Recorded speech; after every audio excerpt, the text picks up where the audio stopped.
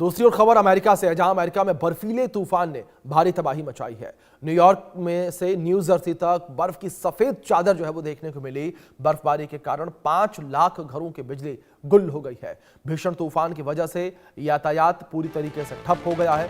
बर्फीले तूफान से 11,000 से ज्यादा उड़ानें रद्द हो गई हैं। 153 साल में पहली बार अखबार जो है वो नहीं छप पाया। तो बड़ी खबर जो फिलहाल निकल कर सामने आ रही है, 153 साल में पहली बार अखबार जो है वो नहीं छप पाया। आप समझिए किस तरीके से भारी बर्फबारी का दौर जो है वो देखने को मिल रहा है। तूफान की स्थिति जो है लगातार बनी हुई नजर आ रही है। 153 साल में अखबार के न छपने की भी जानकारी जो है वो सामने आई है। 153 साल में अखबार नहीं छप पाया, इस बात से आप ये अंदेशा लगा सकते हैं जिस तरीके से भारी बर्फबारी का दौर जारी है, किस तरीके से लगातार बर्फबारी हो रही है और जनजीवन जो है वो बर्फबारी की वजह से काफी ज्यादा प्रभावित है।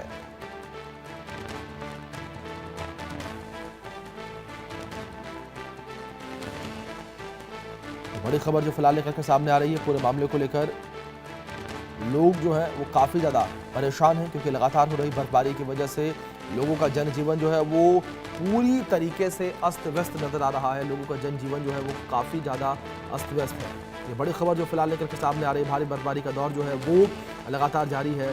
भारी बर्फबारी की वजह से लोगों को तमाम परेशानियों का सामना हो रहा है और कई हिस्से जो है वो चपेट में है। और आप समझिए कि किस तरीके से भारी बर्फबारी का दौर जारी है कि करीब 11,000 के आसपास जो फ्लाइट्स हैं वो कैंसिल हुई हैं, रद्द हुई हैं और ये फ्लाइट जो है वो उड़ान नहीं भर पाई हैं। ये बड़ी खबर निकल कर सामने आई है। तो लगातार यहाँ पर बर्फबारी का दौर जारी है और बर्फबारी की वजह से लोगों को समस्याओं का सामना करना पड़ रहा है। और 153 साल के इतिहास में अखबार नहीं छपाया। एक अखबार जो कि 153 साल पुराना है, वो 153 साल के इतिहास में भारी बर्फबारी की वजह से नहीं छप पाया है। आप समझिए किस तरीके से यहाँ पर स्थिति जो है वो भारी बर्फबारी की वजह से बनी हुई है, जिस वजह से जो लोग हैं वो अपने काम पर भी नहीं जा पा रहे हैं। तो ये बड़ी खबर जो फिलहाल लेकर सामने आई है। भारी बर्फबारी का दौर लगातार जारी और भारी बर्फबारी की वजह से लोगों को तमाम समस्याओं का सामना यहाँ पर करना पड़ रहा है। और भारी समस्या की वजह से लोग जो हैं वो अपने रोज़मर्रा के काम नहीं कर पा रहे हैं। बच्चों को स्कूल जाने में तमाम समस्याओं का सामना करना पड़ रहा है। बच्चे स्कूल नहीं जा पा रहे हैं और साथ ही साथ रोज़मर्रा के काम जो है वो भी काफ़ी ज़्यादा प्रभावित होते हुए नजर आ रहे हैं। रोज़मर्रा के काम जो है वो भी लगातार प्रभावित हो रहे हैं भारी बर्फबारी की वजह से।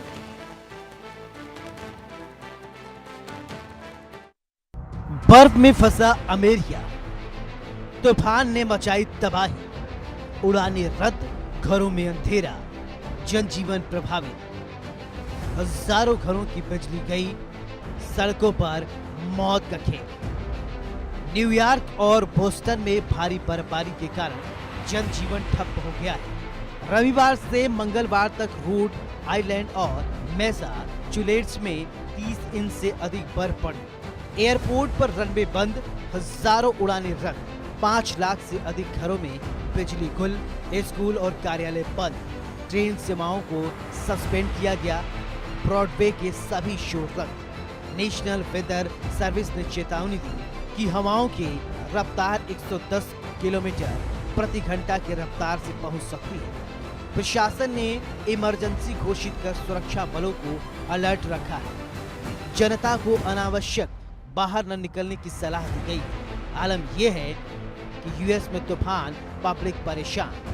बर्फीले तूफान से अमेरिका में हाहाकार, सड़कों पर फिसलन भरी, उड़ानें रद्द, एयरपोर्ट बंद, ट्रेन सेवा ठप, स्कूल और ऑफिस भी बंद। हवाओं की रफ्तार 110 मील प्रति घंटा। तूफान के पीछे विज्ञान भी खतरनाक है। कनाडा की ठंडी हवाएं और अटलांटिक महासागर में गर्म और नम हवा मिलकर नॉरेस्टर का निर्माण करती है। जेट स्ट्रीम तेज हवाओं को आगे बढ़ाती है, जिससे तूफान और भी शक्ति प्राप्त करता है। न्यूयॉर्क सिटी में स्कूलों, हाईवे और पुलों को अस्थायी रूप से बंद किया गया। रोड और आइलैंड मैसाचुसेट्स के गवर्नर ने ट्रैवल बैन लागू किया। प्रशासन और जनता दोनों ने सतर्कता बरती। ये तूफान पिछले दशक का सबसे शक्तिशाली माना जा रहा है। मौसम वैज्ञानिकों ने 2 से 3 इंच प्रति घंटे बर्फ गिरने की चेतावनी जारी की है। कनाडा की ठंडी हवा इसकी वजह बताई जा रही है। अटलांटिक महासागर की गर्मी भी बड़ी वजह। जेट स्ट्रीम तेज होने की वजह से तूफान की शक्ति बढ़ी। अमेरिका के सुरक्षा बलों को अलर्ट पर रखा गया है। अमेरिका के उत्तर पूर्व में नॉरेस्टर तूफान का कहर जारी है। हजारों उड़ानें रद्द, लाखों घरों में बिजली गुल। न्यूयॉर्क, रोड आइलैंड और मैसाचुसेट्स में इमरजेंसी घोषित। प्रशासन ने स्कूल, हाईवे, पुल, ट्रेन सेवा बंद की। मौसम वैज्ञानिकों ने चेतावनी दी कि हवाओं की गति 110 मील प्रति घंटा तक पहुंच सकती है। तूफान का निर्माण ठंडी और गर्म हवाओं के मेल से हुआ है। जनता को सुरक्षित रहने की सलाह दी गई है।